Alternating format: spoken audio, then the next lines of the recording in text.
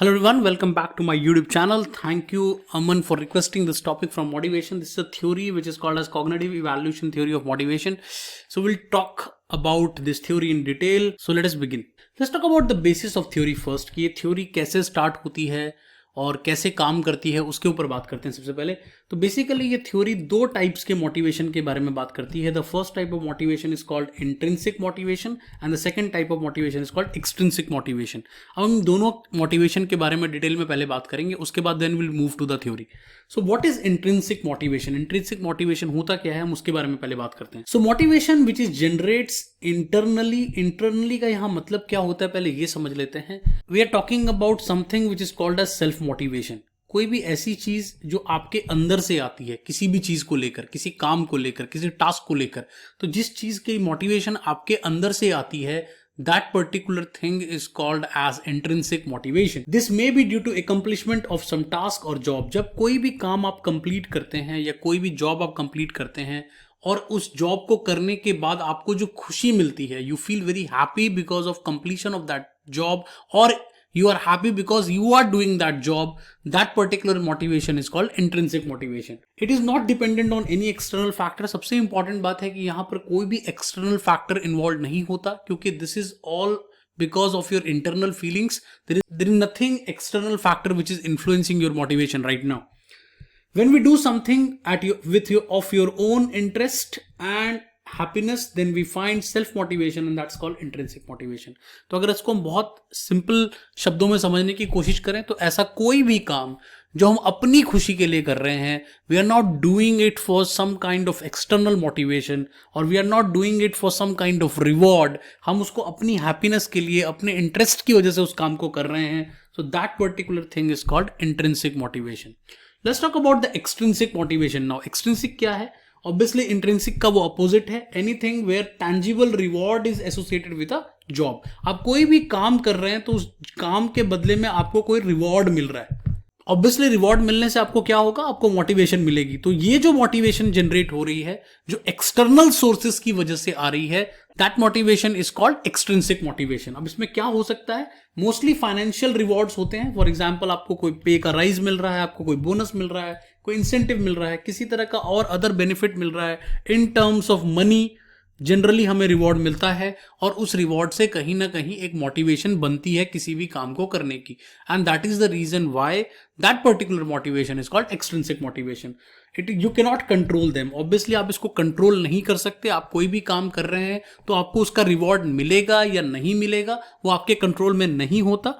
But still it is one of the driving force which motivate you to work on any task. इसके अलावा money के अलावा आपको आपके कुछ नॉन टैंजिबल रिवॉर्ड्स भी हो सकते हैं. फॉर एग्जांपल कोई फीडबैक मिलना, आपको आपके काम का कोई फीडबैक मिलना, किस तरह के वर्किंग कंडीशंस मिलना, anything which is controlled by others, जो भी एक्सटर्नली कंट्रोल्ड है, जिसको आप खुद से कंट्रोल नहीं कर सकते, but it is a kind of reward which you get from an external source. Either it could be monetary in terms or it could be non-monetary in terms, but उससे जो motivation generate होती है, that is called extrinsic motivation. तो I hope कि आपको intrinsic और extrinsic का difference समझ में आ गया हो, because वो बहुत important है इस theory के लिए. Let's move to the theory now. अब theory क्या कहती है उसके बारे में बात करते हैं. Cognitive evaluation theory is designed to explain the effects of extrinsic factors on intrinsic motivation. अब जैसा कि मैंने आपको बताया कि मोटिवेशन दो तरह की होती है, one is called extrinsic, other is called intrinsic. तो बेसिकली ये थ्योरी ये बताती है कि एक्सट्रिंसिक मोटिवेशन का इंट्रिंसिक मोटिवेशन पे क्या इफेक्टिव, ये उस चीज को कहीं ना कहीं एक्सप्लेन करती है. The theory says that when we get extrinsic reward for any job in the organisation, then the intrinsic motivation derived from the same job is likely to be reduced. अब मैं आपको इसको थोड़ा सिंपल करके समझाता हूं. हम कोई भी काम जब अपनी खुशी के लिए करते हैं तो उस काम के लिए हमें एक मोटिवेशन मिलती है and that motivation is called intrinsic motivation.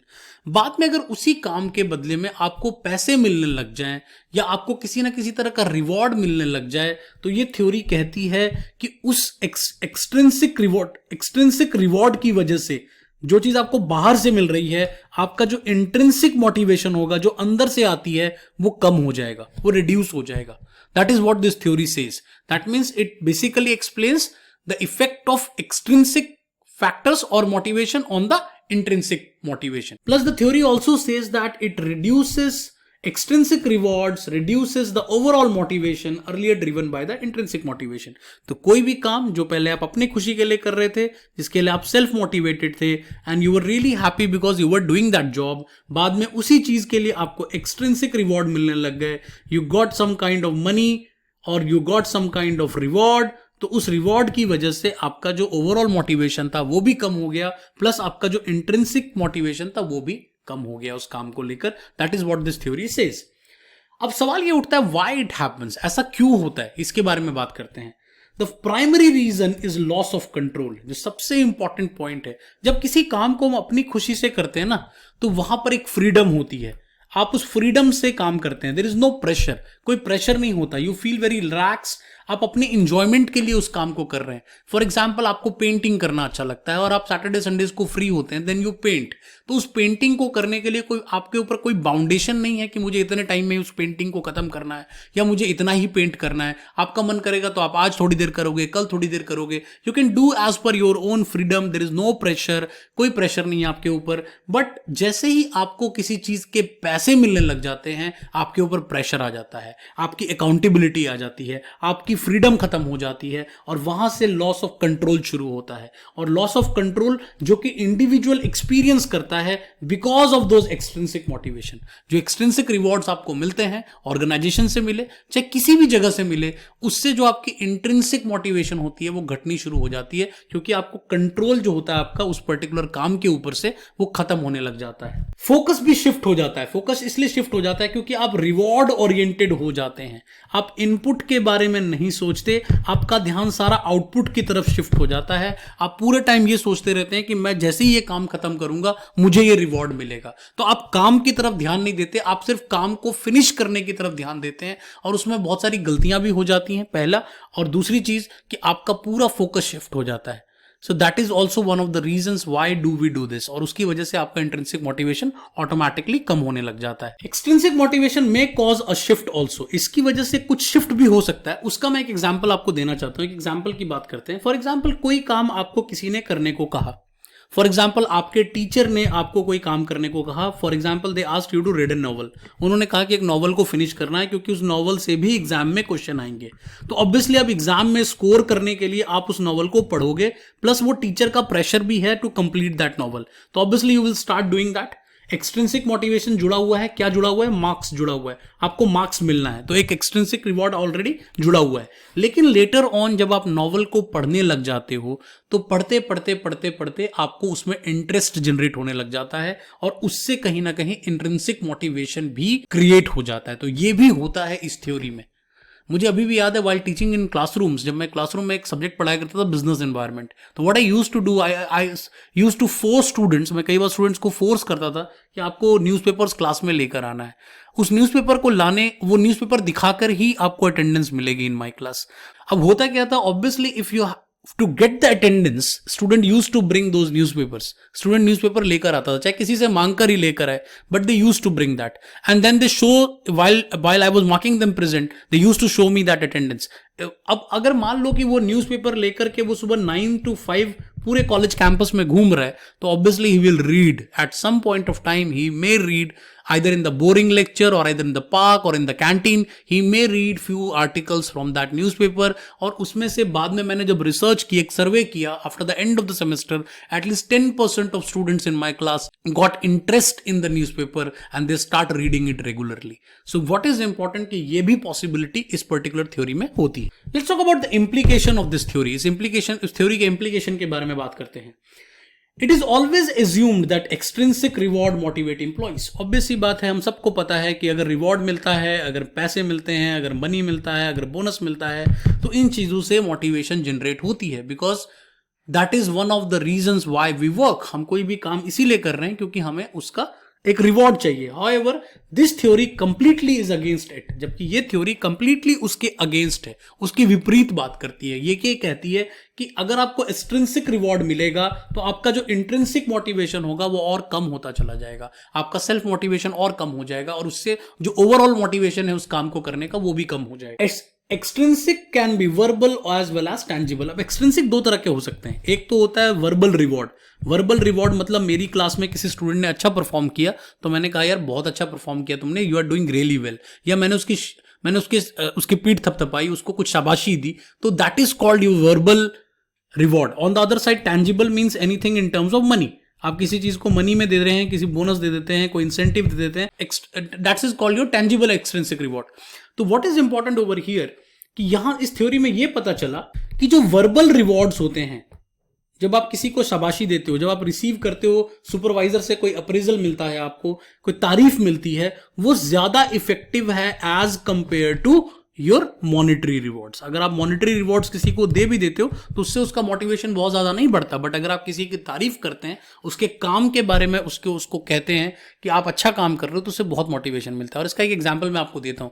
आप में से बहुत सारे लोग मेरे इस YouTube के वीडियोस को देखकर, मेरे लेक्चर्स को सुनकर आप एक कमेंट करते हैं। वो छोटा सा कमेंट होता है, चाहे आप मुझे कोई इमोजी भेज देते हैं, या आप मुझे एक थैंक्स लिखते हैं, या आप मुझे मोटिवेट करते हैं by saying that I am doing some good job, you are liking my lectures. तो उस पर्टिकुलर एक छोटे से स्टेटमेंट को जब मैं पढ़ता हूं, मेरा मोटिवेशन लेवल बहुत बढ़ता है। Obviously you are not paying me anything for these lectures, even the YouTube pay me very meager amount. तो what is important to understand is वो जो रिवॉर्ड है, वो जो वर्बल रिवॉर्ड है, वो बहुत मायने रखता है और उससे बहुत मोटिवेशन मिलती है।